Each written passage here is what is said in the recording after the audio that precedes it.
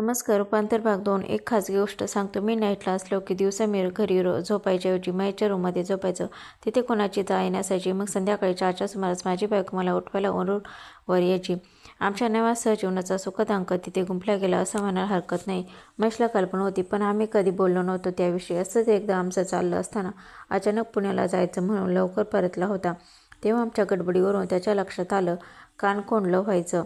तो प्रसंग होता. अर्थात मी मुंबई आहे. चाळीत गर्दीत होणाऱ्या हे काय नवीन नाही. बायको लगबगी निघून गेली. मी मोरीत तोंड घालून पाण्याचा शिपका मारला. तो 1.5 फूट उभा होता. मी खालची सतरंजी उचलून घडी घालायला सुरुवात केली. विचारलं, आज पुण्याला काय काम निघालं? तो भानावर आला. आईनं मुली बघितल्यात. एक बाहेर गावून येते. मग म्हणाली, आज रात्रीच पोच. चला स्टार्ट झाला तर. होय राजू तुमचं, असं म्हणून तो थबकला. का रे? नाही म्हणजे तुमचा. म्हणजे मी लवकर म्हणजे घाई नाही झाली ना? मी गडगडून हसलो. छोड यार, आता तू नाहीस 2 दिवस तर घेतो ना वाचून. तो मोकळा हसला. चालं, लग्न करून टाकलं पाहिजे. जागा बरी शोधली पाहिजे. महेशचं मुली बघणं सुरू झालं. पुढचे 4-1 महिने महेशला बडबडीला दुसरा विषय नाही. बघितलेल्या प्रत्येक पोरीचं तिच्या अंगप्रत्यंगाचं रसरडी वर्णन चालायचं. त्यात एक इंजिनियर पडला. शस्त्रकाट्यांची कसोटी, रंगरूप, आकार उकार, जाडी रुंदी, व्हॉल्यूम, डेन्सिटी काही विचारू नका. या माणसाला काय असोशी होती. एकदा भेटायचा मुलीला तर तिचा गंध नाकात भरून यायचा. या सगळ्या शारीरिक मापात मुलींच्या मनात काय आहे हे त्याला कळलंच असत. मला तरी कधी वाटलं नाही. कधी त्याला विचारलं की मुलीने काय विचारलं तुला, तर काहीतरी थाटून माटून उत्तर द्यायचा. त्यांच्या धबधब्यासमोर त्या तरी काय बोलणार.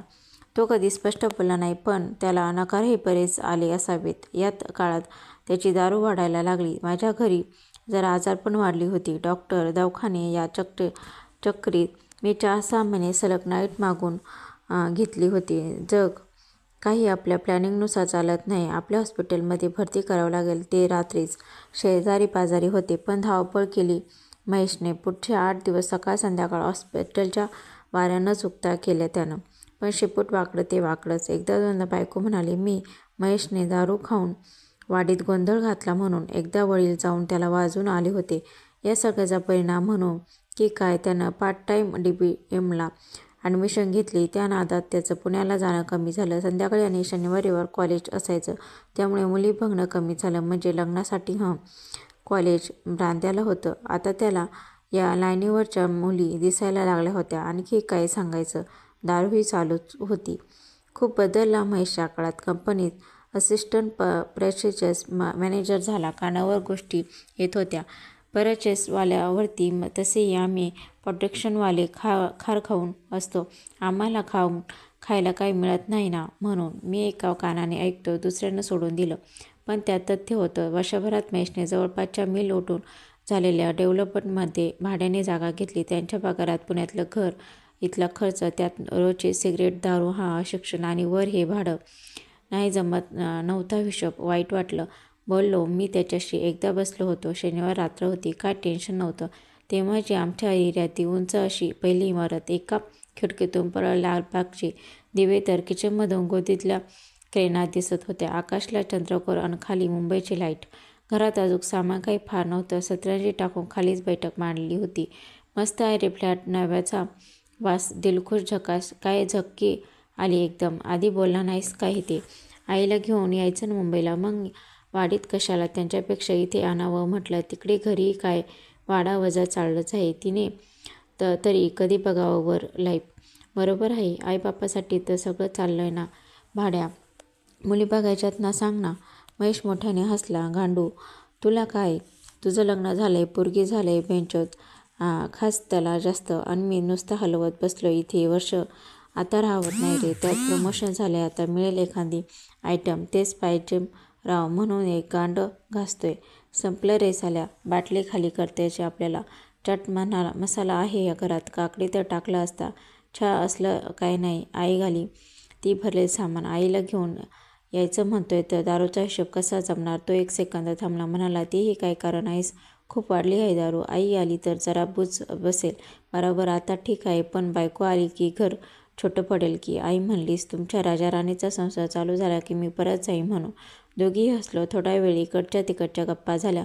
मी 3 डाऊन आणि 4-5 डाऊन असताना कंपनीच्या गोष्टी निघाल्या. बॉसला शिवीगाळ हा नेहमीचा विषय. तो सुपरवायझर व्हायला धडपडत होता.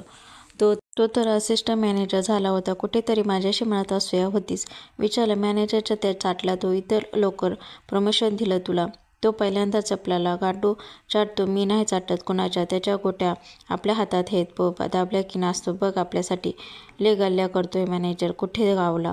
महेश काही बोलला नाही. इतकी पण शुद्ध गेली नव्हती त्याची की सगळे पत्ते खोलून दाखवेल. ते सोड, तू का थंड पडलास आज? असं म्हणत त्यानं माझा ग्लास भरला. बास से छोटा अबे हट, अपना कौन से भी काम अब छोटा नहीं होगा. एक घर देख, ही सुरुवात है. आगे आगे देखो होता है क्या. स्वतःची भरल्या. मी चेअर्स करून ग्लास तोंडाला लावला. बोलण्यासारखं काय होतं? आपली बायको हिरोईन समान माल असेल. माल ती प्रज्ञा काय झक मारेल. त्या कोणत्या वाल्या शाळाशी लग्न केलं ना साल्यानं. एक दिवस कामावर ठेवीन आणि नंगा करीन. मग येईल ती चाटत. तू देख. त्यानं बॉटल्स अप केलं. मग मी त्याचा ग्लास भरण्याचा पुण्यक्रम केला. इतक्या वर्षात हा मुद्दा कधी आला नव्हता. पत्न्यानं मारलेली थप्पड इतक्या गहिऱ्या जागी लागली होती की त्याला मलाही पत्ता नव्हता.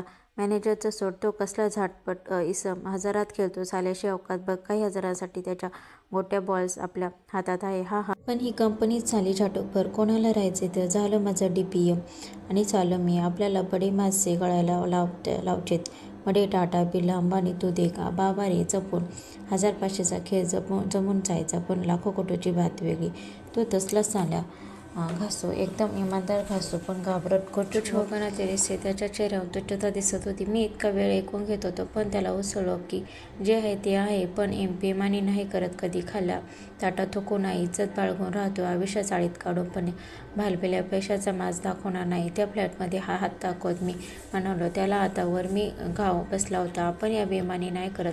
कोणाला बेमान म्हणतोस? मी ग्लास संपवला आणि तडक उठलो. आपलं इमान आपल्याशी आहे.